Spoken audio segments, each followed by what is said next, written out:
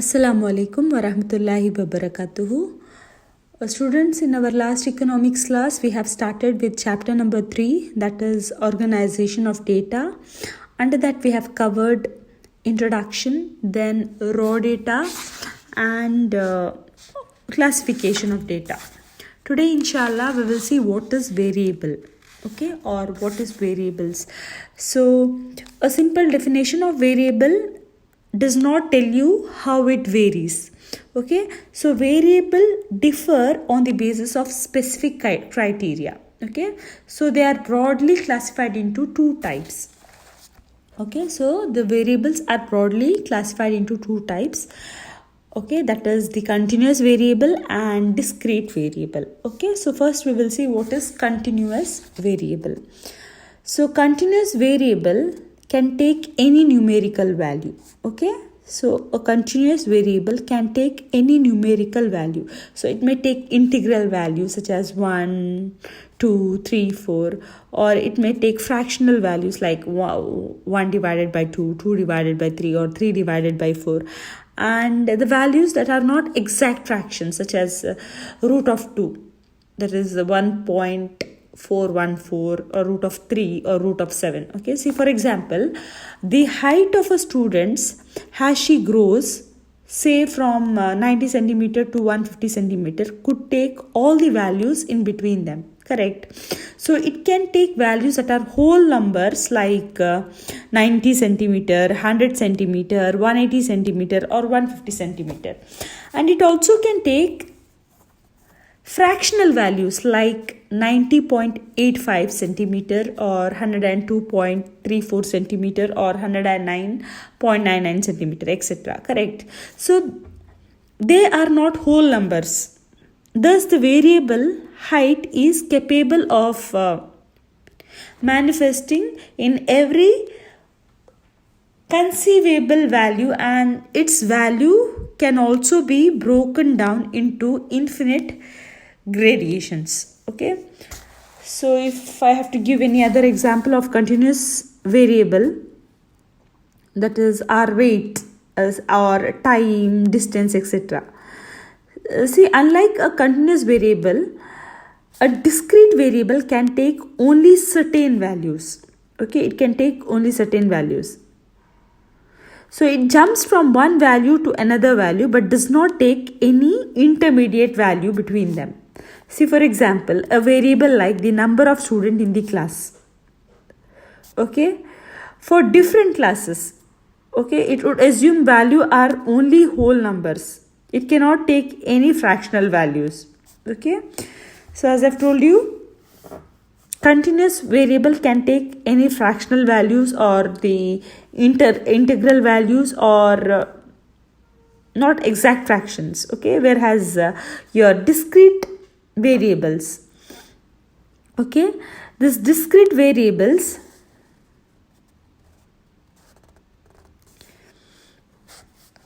can take only certain values. Okay, its value changes only by finite jumps. Okay, it jumps from one value to another value but does not take any intermediate value between them.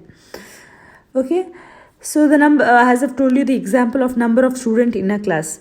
So for different classes, there are different number of students. Okay, but this number is a whole number. It cannot take any fractional values like 0.5. Okay, or half of the student. You cannot say there is half of the student, or 29.5 student in the class. Correct. So this discrete value is always a whole number. Okay, therefore it cannot take a value like 25.5. okay, such as between 25 and 26. So instead it can be either 25 or 26. It cannot be 25.5. okay, it cannot have any intermediate value. Okay, so in discrete series or discrete variable, what we can see is that the value changes from 25 to 26. Okay, the value in between them, the fractions are not taken by it. Okay, the value will change from 25 to 26, but what is there in between is not taken into consideration. Okay, I hope you all have understood what is discrete series.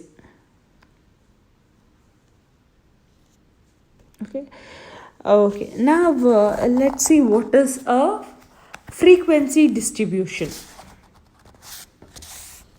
Okay, so this is the next topic. What is frequency distribution? A frequency distribution is comprehensive way of classifying the raw data of a quantitative variables. Okay, so an organized tabulation of numbers of individuals located in each category on a scale of measurement. Okay, so what is frequency distribution?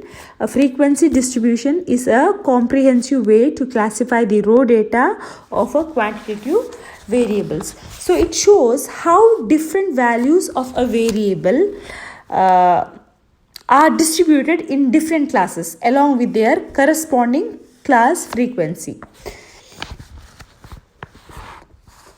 Okay, so see, for example, we have 10 classes of marks, like from 0 to 10, 10 to 20, 20 to 30, 30 to 40, 40 to 50, 50 to 60, 60 to 70, 70 to 80, 80 to 90, and 90 to 100. Okay, the term class frequency means the number of values in a particular class. See, for example, in the class 30 to 40, okay, we will find 7 values of mark from raw data. Okay, see, here you have this one.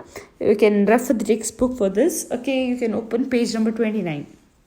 So here they have given you the classes from 0 to 10, 10 to 20, 20 to 30, 30 to 40, 40 to 50, 50 to 60, 60 to 70, 70 to 80, 80 to 90, and 90 to 100. Okay, so this is the class, correct? Okay, so if you see, for example, in the class 30 to 40, when you see the class 30 to 40, we find 7 values of marks from raw data, correct? They are 30,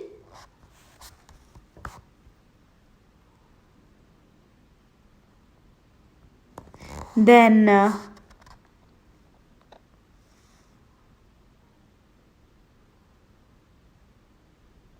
yeah, so if you see the raw data here, okay, it is not given in the table but it is there in the textbook.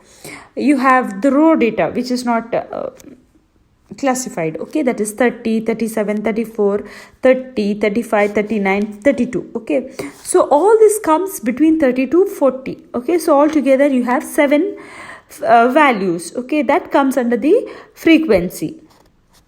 So the frequency of the class from 30 to 40 is 7. Okay, but here you will not have to take into consideration 40. Why? See, here you have 40 ones, where in the 30 to 40 you have 40 has your upper limit, and in next class, that is 40 to 50, 40 you have as a lower limit. Okay, so this 40 cannot be counted twice, as it is occurring twice. You cannot count it twice. So what you have to do is, when it becomes the in the class, you cannot count the upper limit, because the upper limit of one class is the lower limit of the next class. So this upper limit will be not counted here, but in the next class it will be counted. Okay, so as it is included in the next class, this will be counted. Okay,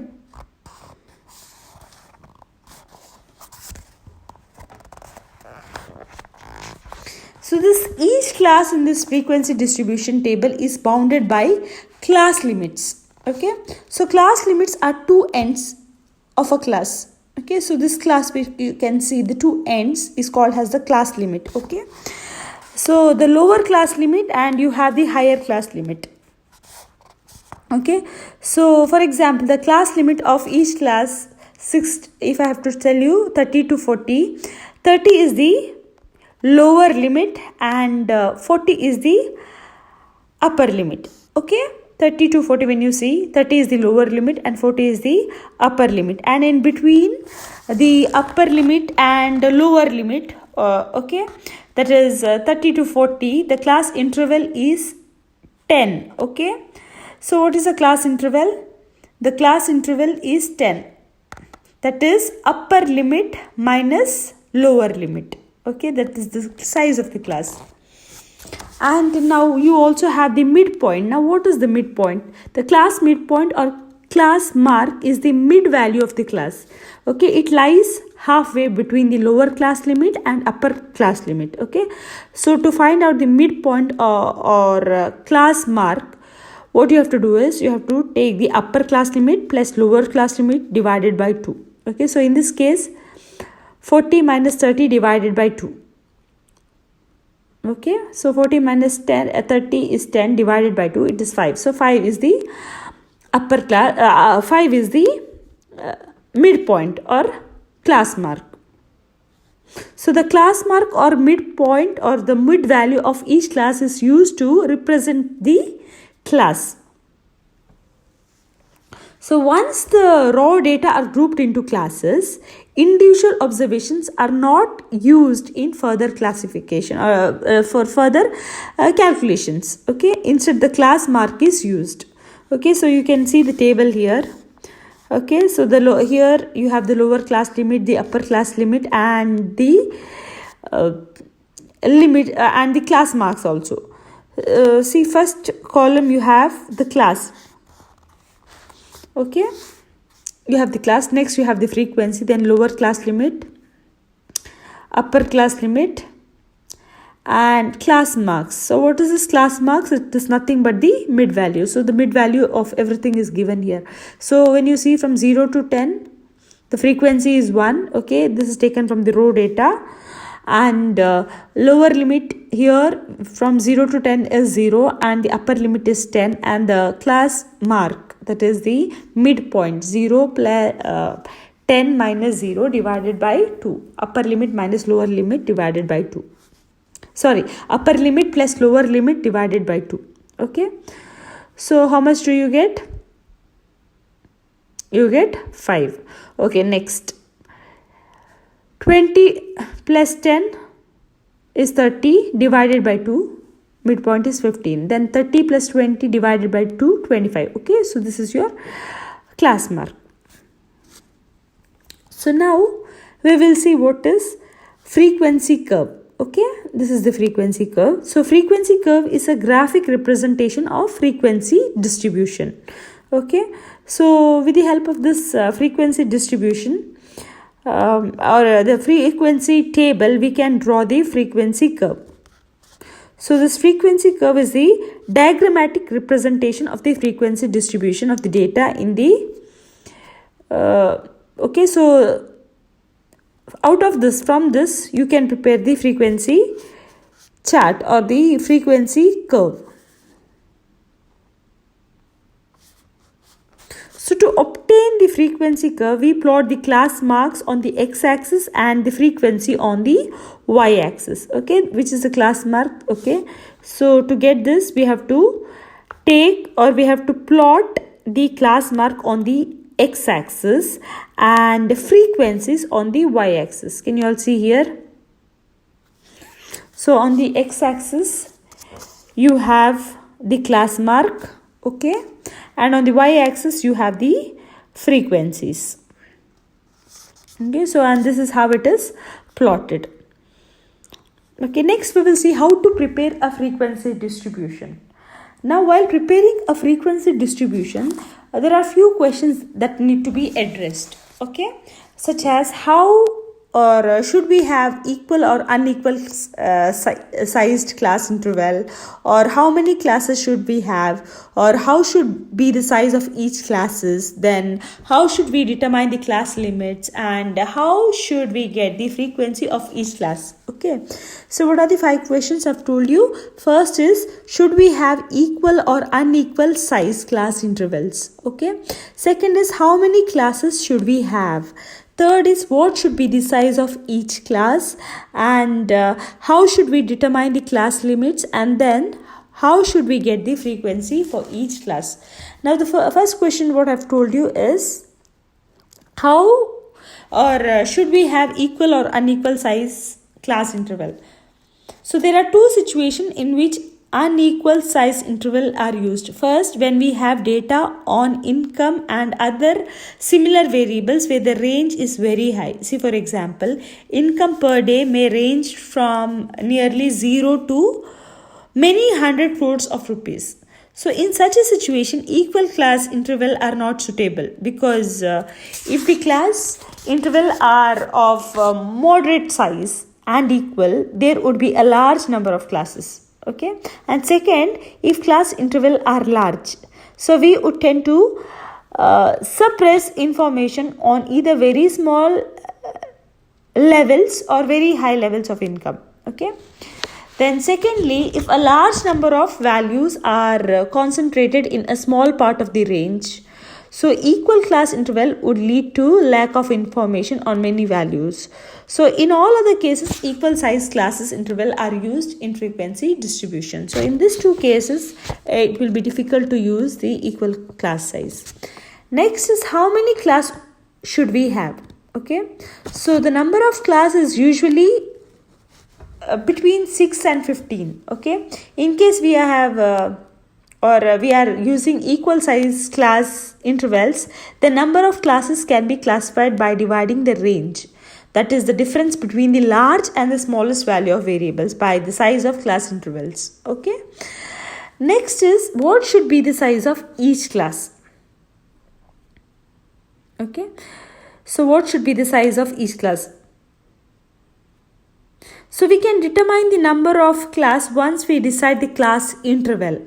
Okay, so we find that these two decisions are interlinked.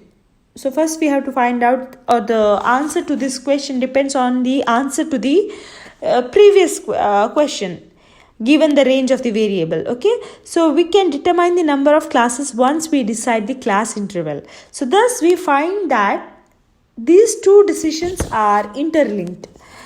We cannot decide on once, or we cannot decide on this without deciding on the other. Okay, see, for example, we have the number of classes as 10, and the given value of range is 100. So the class interval are automatically 10. Correct.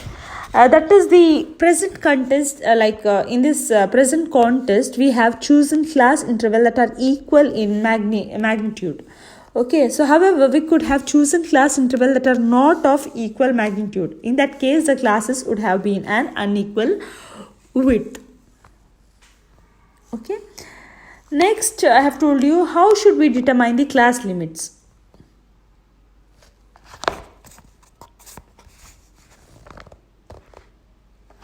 So this class limit should be definite and should be clearly stated. Okay, so generally open-end classes such as 70 and above or less than 10 are not desirable.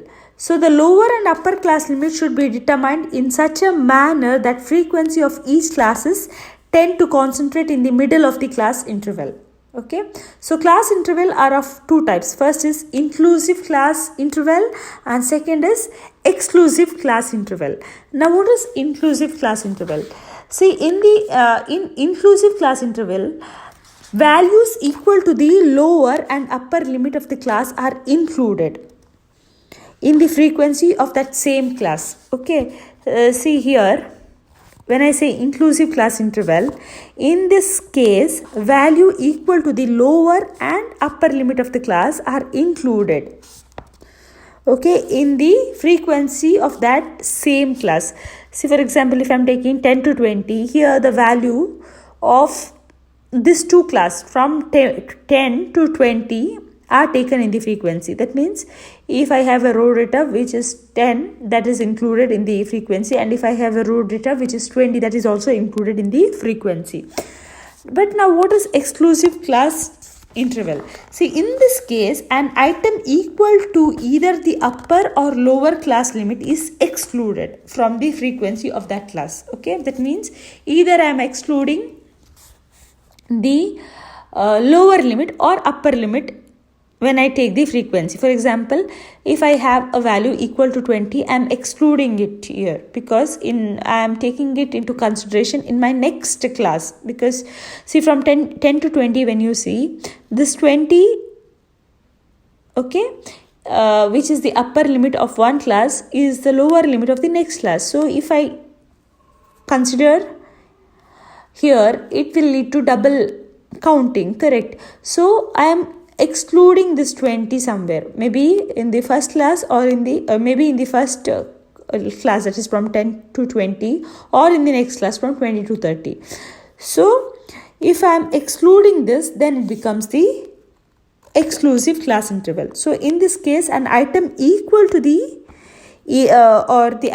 item that is either the upper class or the lower limit is excluded from the frequency of that class. So in the case of discrete values, both this exclusive and inclusive class intervals can be used. But in case of continuous variable, inclusive class intervals are used very often. Okay.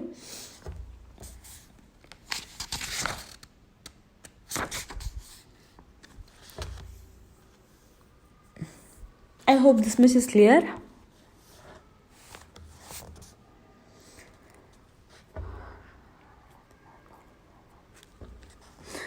See, for example, suppose we have data on marks obtained by students in test, and all the marks, like all the marks are in full numbers. Okay, so fractional marks are not allowed. Suppose the marks obtained by the students varies from 0 to 100. This is a case of a discrete variable.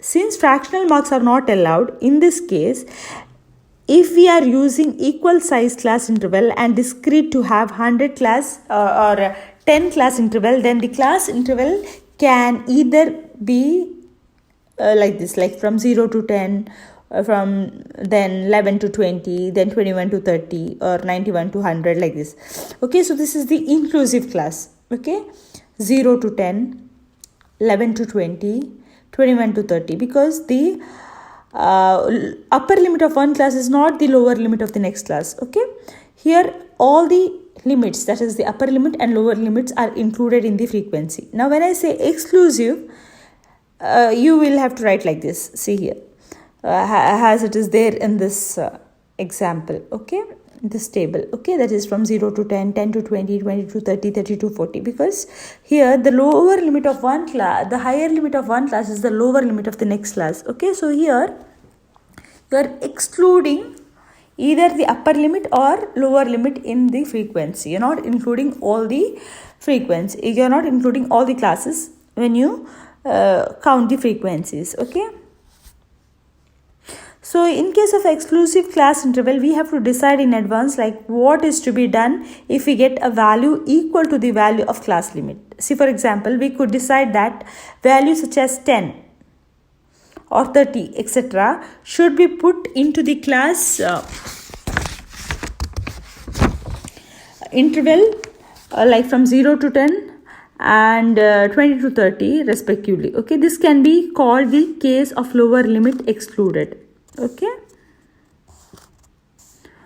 or we could put the value from 10, 30, etc. into the class interval. So 10 to 20 and 30 to 40 respectively. So this can be called the case of upper limit excluded. Okay, so you can either exclude the lower limit or upper limit. Okay. Now, you all know what is continuous variable, as I've told you. Suppose we have data on a variable such as weight in centimeter or weight in kilograms. This data is of continuous type. In such cases, the class interval may defined in the manner such as 30 kgs to 39.999 kgs and 40 kgs to 49.999 kgs, then 50 kgs to 59.999 kgs. Okay, so these class intervals are understood in the following manner. Okay, so 30 and above and under 40 kgs, and 40 kgs and above and under 50 kgs, or 50 kgs and above and under 60 kgs. Okay, so this is how it is done.